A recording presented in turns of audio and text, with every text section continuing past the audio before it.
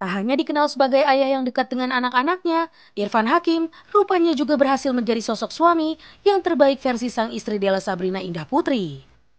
Dengan penuh ekspresi, seperti inilah cerita Irfan Hakim tentang awal mula perkenalannya dengan sang istri tercinta. Nah, di kondisi aku yang sangat sibuk, di kondisi aku yang selalu apa-apa buat pekerjaan, cukup sulit untuk menemukan seseorang yang bisa menerima kondisi itu. Sampai satu masa gue ngobrol sama, ya itu teman SMA gue itu kan solid banget sampai sekarang. Ngobrol ada Irma namanya, salah satu sahabat aku. Mak, pengen nikah gimana ya? Gue bilang gitu, ini susah banget gue dapat yang pas gitu. Terus dia cerita, ini nih teman suami gue nih ada, dia lagi pengen nikah juga. Ya udah ketemuan,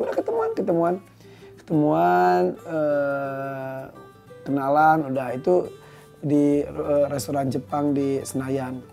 Akhirnya ngobrol, chat-chatan, akhirnya gue datang ke tempat tinggalnya di Rawamangun.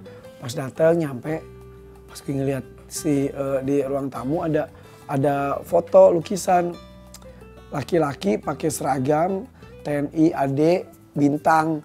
Hah, itu siapa? Saya bilang, ya itu papa. Ya udah karena gue tuh komit gue terbiasa untuk seperti itu. Ya udah ini gue terbang ke Makassar, ke rumah dinasnya, ketemu dengan para penjaga-penjaganya gitu. Udah ketemu, Om, saya Irfan Hakim, saya lagi dekat dengan anak Om. Wow, udah sama dia dites ngobrol sampai jam 3 subuh. Besoknya langsung pulang, emang datang ke Makassar hanya untuk berkenalan, untuk minta izin dekat dengan anaknya. Ya udah akhirnya pas udah di Jakarta, gue masih syuting Lenong tuh. Syuting Lenong di Trans TV, udah gitu janjian makan malam di rumahnya. Namanya syuting kan, wah molor. Datang jam 9 ke rumahnya yang di Rawamangun pas beliau lagi ke Jakarta. Dimarahin juga, bukan dimarahin. Kau sudah membuat saya makan malamnya terlambat ya. Maaf om. Makan. Udah gitu ditanya orang tua kerja di mana. Anak pertama, anak kedua, anak ketiga, anak keempat, anak kelima, anak keenam, sampai kakak-kakak semua dibacain gitu-gitu. Ya udah gue santai aja udah. Terus dia nanya, kamu itu nggak suka capek-capek nggak kalau itu? Iya. Pijit ya, nih tempat pijit yang biasa saya ini. Oh ya om ya udah. Besoknya tanya sama Dela. Yang tuh ditanya tuh sama papa, udah pijitnya belum?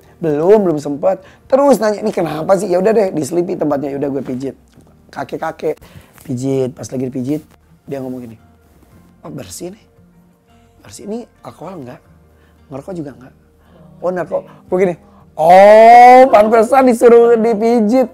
Terus udah gitu ya udah makin deket, akhirnya orang tua aku ketemu segala macam, udah dilancarkan. Menikah denganku, menampakkan cinta. Dalam setiap rumah tangga pasti memiliki bumbu-bumbu pertengkaran yang harus dilewati dalam menjalani pernikahan.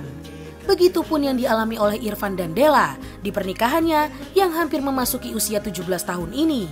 Kepada Suara Hati, Irfan pun membagikan cerita rumah tangganya agar jauh dari pertengkaran.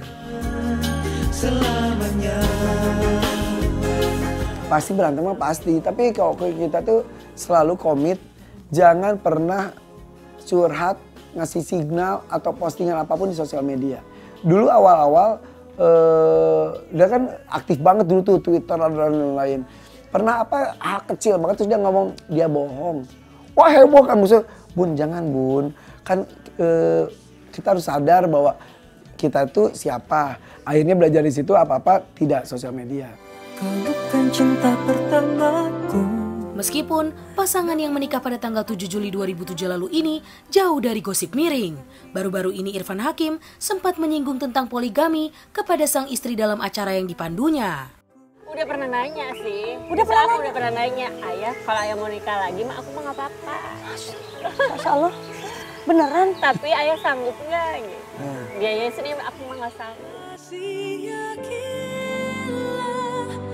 Sontak pertanyaan Irfan dan juga jawaban sang istri menjadi berita yang hangat diperbincangkan di sosial media. Lantas seperti apa tanggapan Irfan Hakim tentang berita tersebut?